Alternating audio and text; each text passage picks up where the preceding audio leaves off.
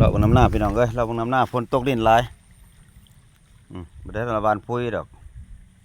เราบางน้ำหน้าพี่น้องเอ้ยวานพุยกับบ่ได้เขาเนี่ยบางน้ำล้นที่ล้นแดดพี่น้องเอ้ยนี่นะ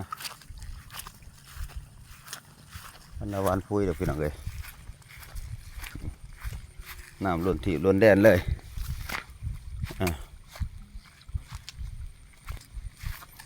ที่วาน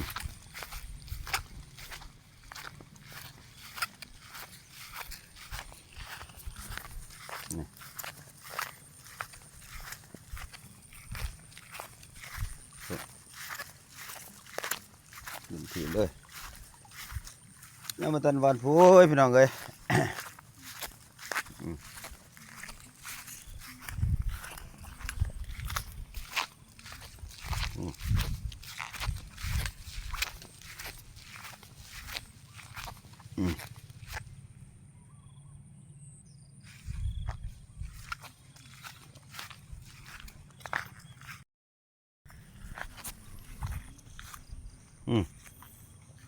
พี่น้องเอ้ย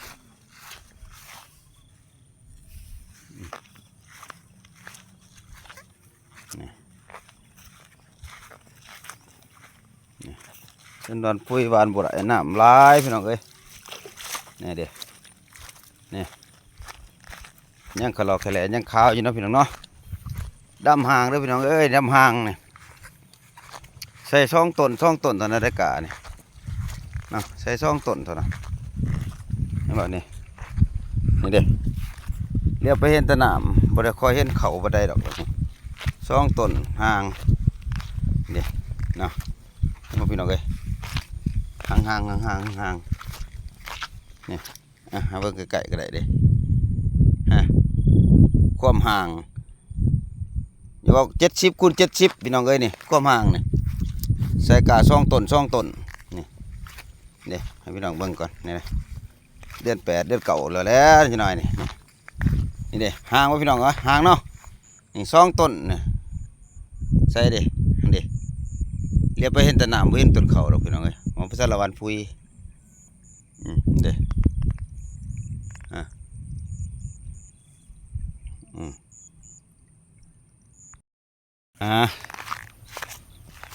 ฝนตกพี่น้องเอ้ยตอนเช้ามื้อนี้วันที่8มื้อนี้ที่8 เดือน 8น้องเอ้ย2026มารอบมึงเขาพี่น้องเอ้ยวันปุ้ยได้คืนเดียวฝนนำเลยข่าวเดียวนี่พูดเจ้าของหน้าเขาก็เลาะเพราะเจ้าของหน้าเขาตัวขาวๆของเขาด้วยพี่น้องเอ้ยเพิ่นก็หน้าวานเขาตัวนั้นตัวเฮาเลยเห็นที่ขาวๆแดงๆหั่นหน้าวานเขาตัวนั้นเด่นนี่ของข่อยเองตัวนี้พี่น้องเอ้ยนี่เด้เนาะนี่ของข่อยเองตัวนี้นะฝนตกเลยพี่น้องเอ้ยอ้ายแล้วมึงเขามึงหนามึงป่า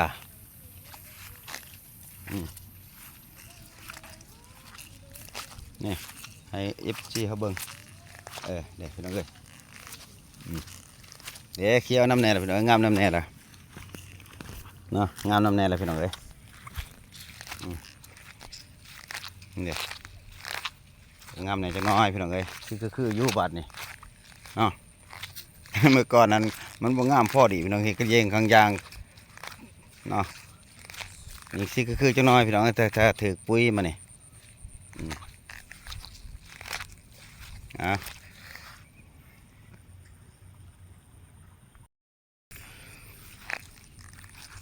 สบายดีพี่น้องพังลาวและพังไทยและก็ต่างประเทศมาเด้อพี่น้องเด้อพวกผู้ส่องเพชรเรื่องซาแนวคือเก่าพี่น้องเลยมื้อนี้มารีวิวเขาพี่น้องเบิ้งพี่น้องเอ้ยวันนี้คลิปนี้ก็จะเป็นรีวิวเบิ้งเขาเบิ้งน้ำนะพี่น้องเบิ้งพี่น้องเอ้ย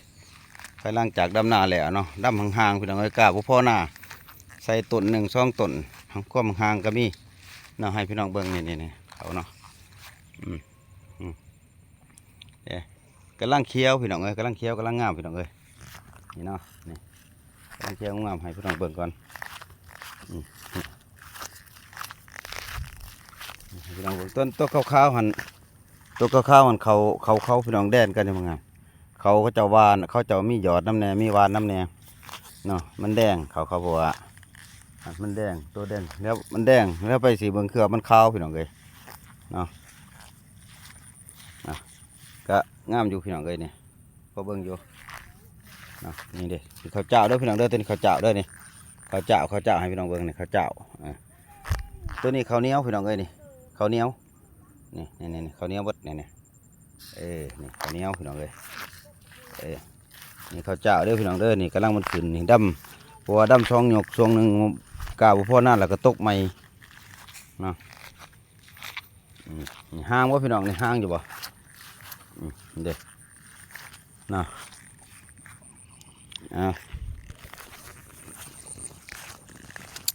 พูนเนาะน้องเนาะพูนลูกกะ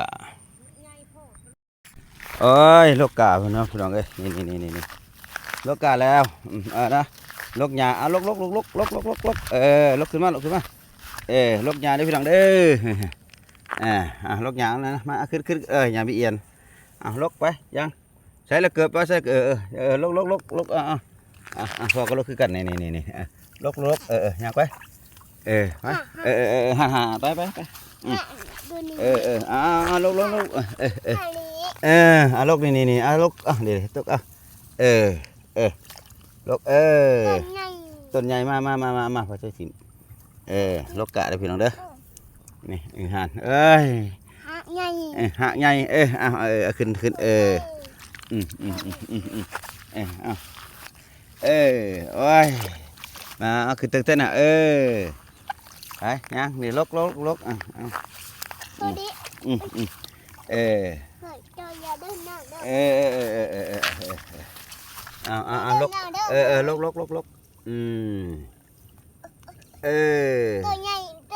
าขึ้นในข้างหน้าเอานี่เด็กเอาลุกจะเห็นเห็นเด็กเอาลุกเอามันอบแม่จะใช่เลยมันก็เกิดแล้วลูกเนี่ยมันเกิดมาพ่อเจ้าทิมมันเกิดอยู่ดินบ่เกิดอยู่ดินมันเกิดอยู่ที่ดินบ่โอ้ยเป็นเบียกเป็นงานพี่น้องเลยอยากช่วยเบียกขนาด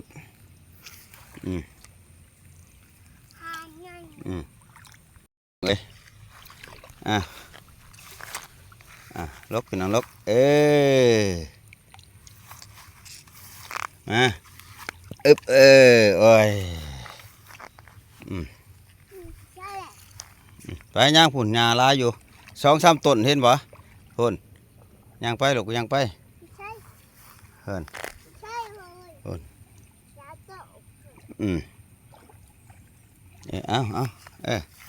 เอาลูก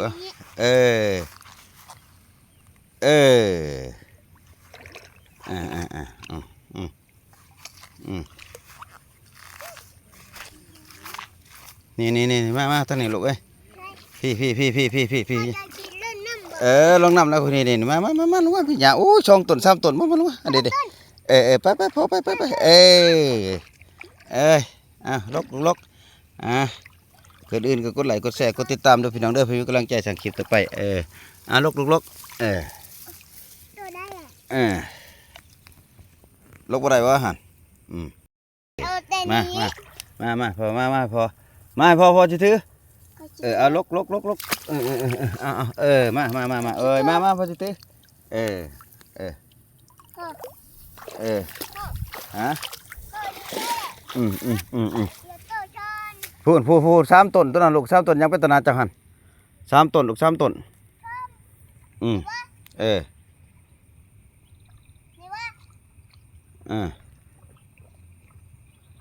ลูกหญ้าลูกเอ้ย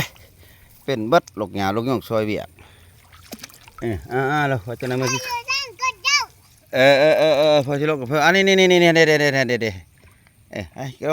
ลกไอ้มันจะมานำแต่ให้อยู่เที่ยงหน้ากับโบอยากอยู่ผู้เดียวผู้เดียว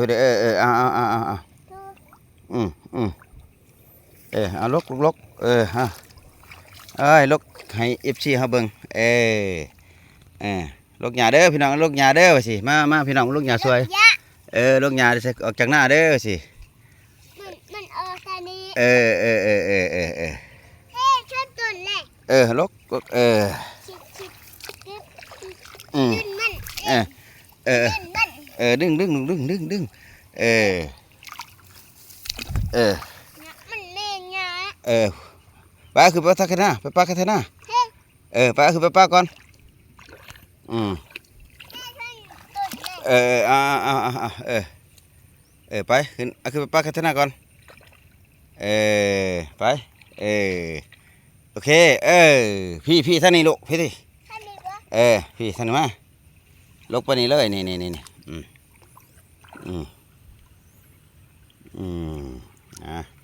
เป็นแล้วพี่น้องเอ้ยฝนก็ตกเลยพี่น้องเอ้ยนี่เด้นะลกนี่ฝนตกแnhẹพี่น้องเอ้ยไม่มีฮู้ตลอดเลยตกเลยเด้อพี่น้องเอ้ยฝนนี่ปุ้ยกับบ้านได้ช่องขึ้นฝนตกลิ้นเลย คุณก็เล่นได้ แล้วไปเบิดล่ะนี่กี่ไรก็วานปุ้ยได้แช่น้ำจัก4-5คืนใครอยู่มาเฮ้ย เขาคืนนี่กันดูนะ มาลงนี่พี่มา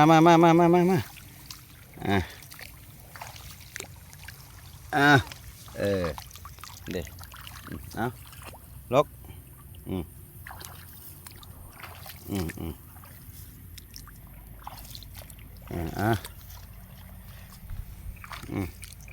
โอ้โทรศัพท์ตัวนี้ก็ตะกร้าพี่น้องมันกำลังขึ้นตัวนี้ตะกร้าพี่น้องเอ้ย3 ตานี่ตัวนี้ดำแล้วนี่เด้นะลกหญ้าเด้อพี่น้องเอ้ยฝนตกลิ้นลกหญ้ามันกำลังเริ่มเกิดพ่นผู้ช่วยเวียก็ลงช่วยลกหญ้าลงแหละพ่นนะคลิปนี้ก็เป็นคลิปทอนหญ้านะพี่น้องเอ้ยออกจากหน้านี่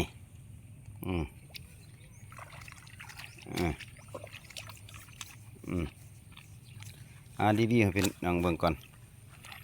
นะรีบพี่น้องเบิ่งกันเขาเนาะไปไผเด้ออกมาเด้บักดำอีหน่อยบ่ออกมาน้องเอ้ยตัวนี้ตะกะพี่น้องเอ้ยตัว3 ตานี่ตะกะนะมันกำลังขึ้นกำลังติดนี่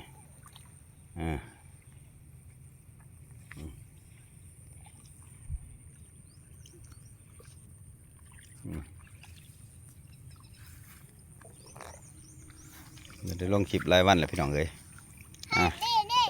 โอเคโอ้ยให้ FC เขาเบิ่งโอ้ยซอยเวียดเลยน้องอายุเขาก็ได้4 ปีพี่น้องเอ้ย4 ปีก็คือ4 ขวบนั่นแหละเนาะเด้